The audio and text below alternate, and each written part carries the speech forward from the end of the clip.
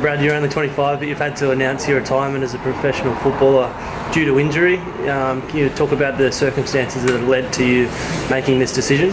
Yeah, look, it's been a tough decision, I guess, to make. To, I guess, come to a conclusion that you have to retire from the game. But at the end of the day, I did the injury almost 2 years ago now, and in that time, it's been extremely frustrating, trying to come back and having setbacks and just never really been able to perform to the levels that I need to basically play professionally to the levels.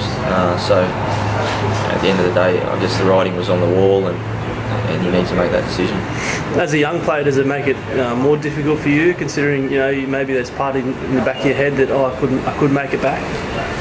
Yeah, it does. I mean, throughout the whole process, and I guess I was in denial for a lot of it last season. Trying to I guess hide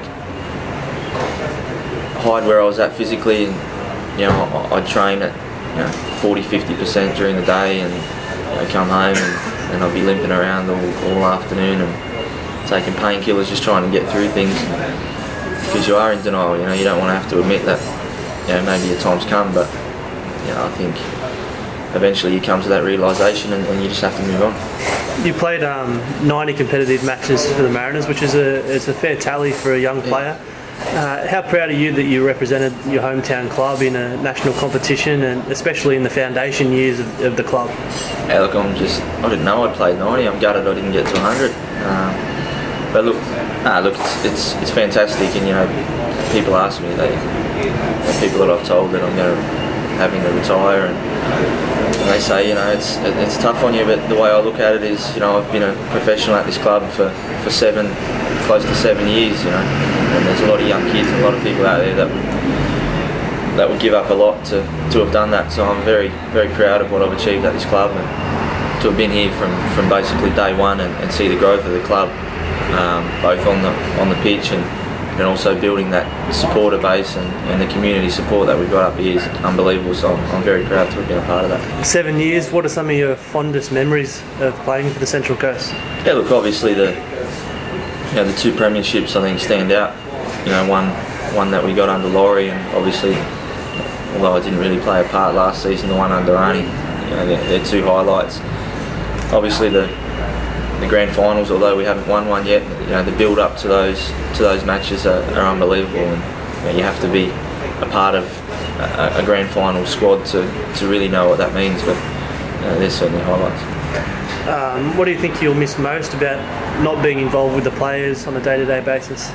Yeah, look, I'm going to miss all of it. I guess it's been okay to this point because it's been the off-season and everyone's sort of been on holidays. And it's starting to hit home now, boys going into pre-season training, and the anticipation for the new season's upon us. So I'm just starting to get itchy feet now, but it's just something that you have to deal with, and I'm going to miss going into training every day. You create some close bonds with your teammates, and I'm going to miss that day-to-day banter, I guess, with everyone, and just getting out there and doing something that you love. I've played football and enjoyed it since I was 6 years old, so I guess to have to stop doing that's tough, but we move on.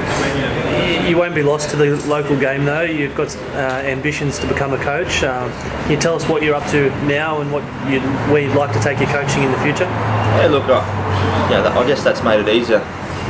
Even when I was fully fit, I always had dreams that when I retire I was going to get into coaching, so I guess it's just come a little earlier than I expected, and as I said off camera before, I had goals. I guess everyone has goals and dreams growing up of what they want to achieve in football, and I still have those dreams and goals. I guess now I'm standing on a touchline instead of out there with the boots on, so those goals don't change in football. I want to be successful as a coach, and I've got some great things in the pipeline at the moment with the International Football School, which is an exciting project. Basically a full-time high school with a full-time football program, which is starting January next year, so really excited about that. Obviously with the Mariners as well. So.